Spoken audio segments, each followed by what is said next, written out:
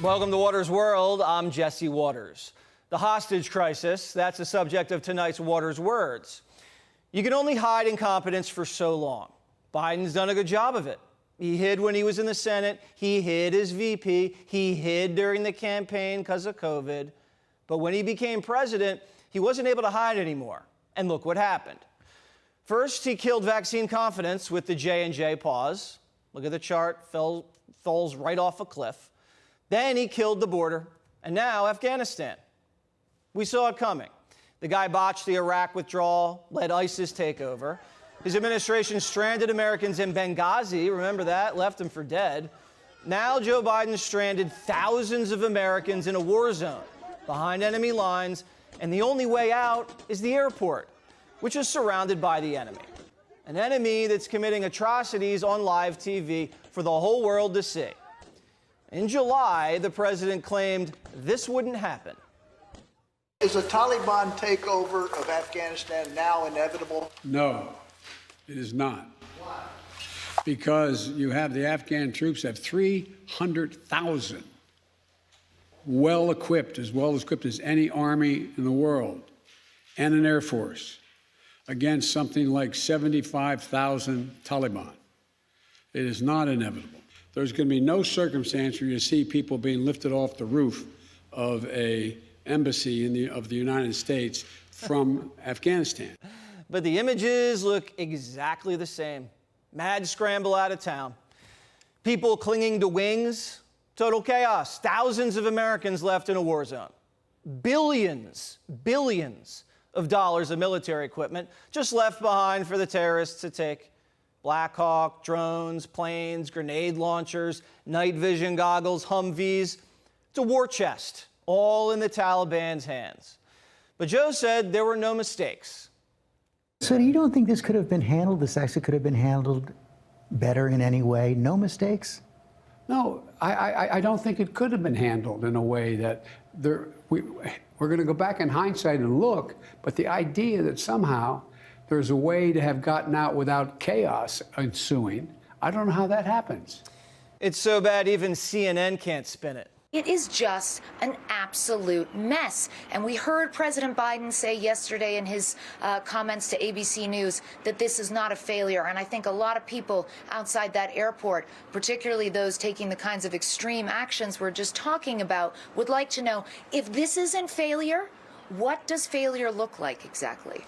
Joe Biden created a kill zone at the airport. Every single person that wants to leave has to funnel through the same route, a route controlled by the enemy. Afghans are getting beaten, killed, or kidnapped. Americans are being blocked or shaken down. Our people are having to bribe terrorists just to get out. It's a hostage crisis. And planes are half empty because of Taliban roadblocks. On Friday, 8 hours, no planes took off. The Biden administration doesn't even know who's inside the country. How many American citizens remain in Afghanistan? I don't know. 10,000, 15,000 Americans stranded behind enemy lines. Can we get them past the Taliban to the airport? We don't have the capability to go out and collect up large numbers of people. Joe Biden said he planned for this. I'd hate to see what winging it looks like. The State Department sent out a memo to all Americans saying they couldn't guarantee safe travel to the airport. So let's check in and see what's happening at the airport now.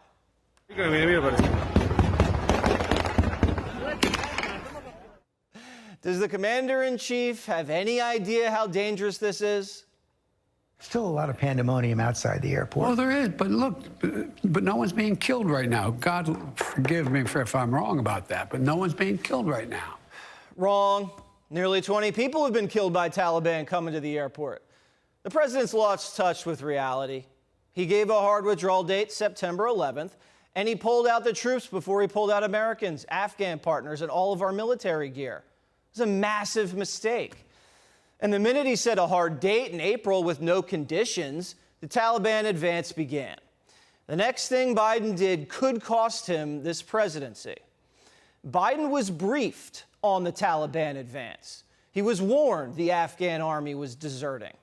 The Wall Street Journal reports in July, quote, The administration had been warned by its own officials on the ground that the Taliban's advance was imminent and Afghanistan's military may be unable to stop it.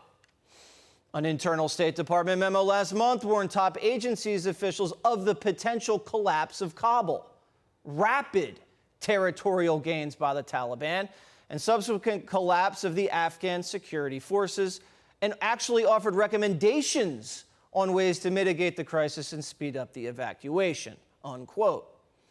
The New York Times, quote, intelligence warned of Afghan military collapse.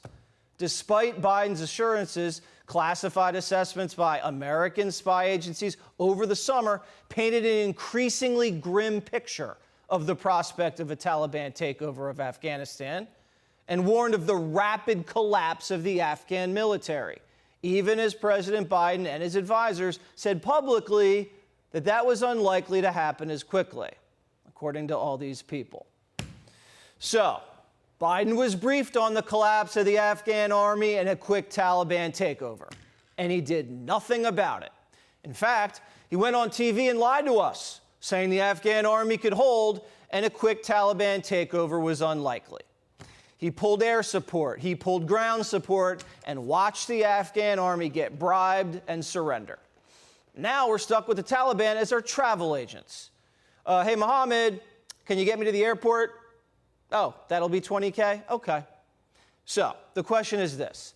Did the commander-in-chief lie to the American people, strand thousands of Americans behind enemy lines, and abandon billions of dollars of lethal military equipment just to get a political photo op to pull out on the 20th anniversary of 9/11?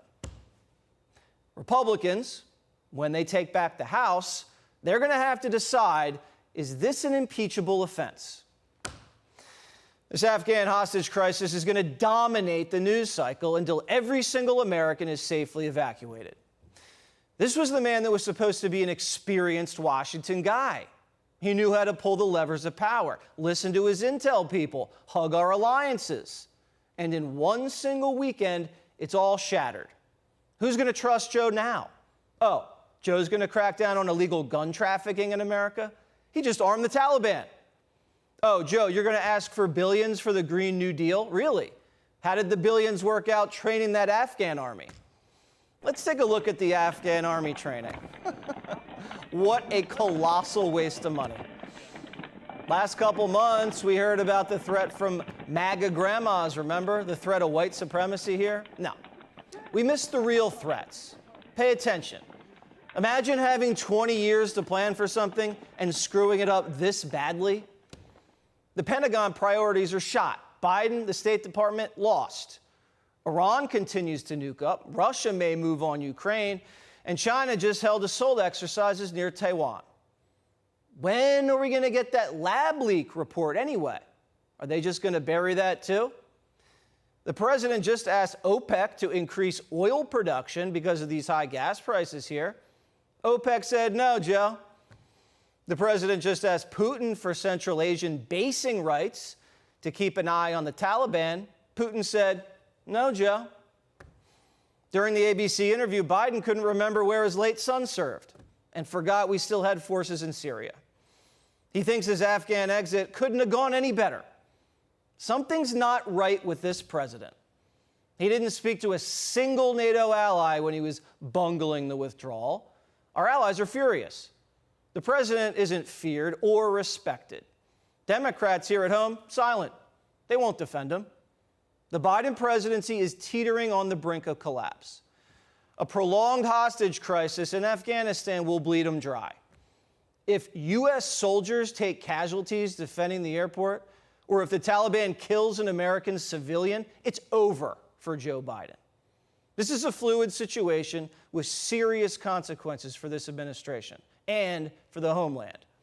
And as always, Waters World will bring you the truth. Hey, Sean Hannity here. Hey, click here to subscribe to Fox News YouTube page and catch our hottest interviews and most compelling analysis. You will not get it anywhere else.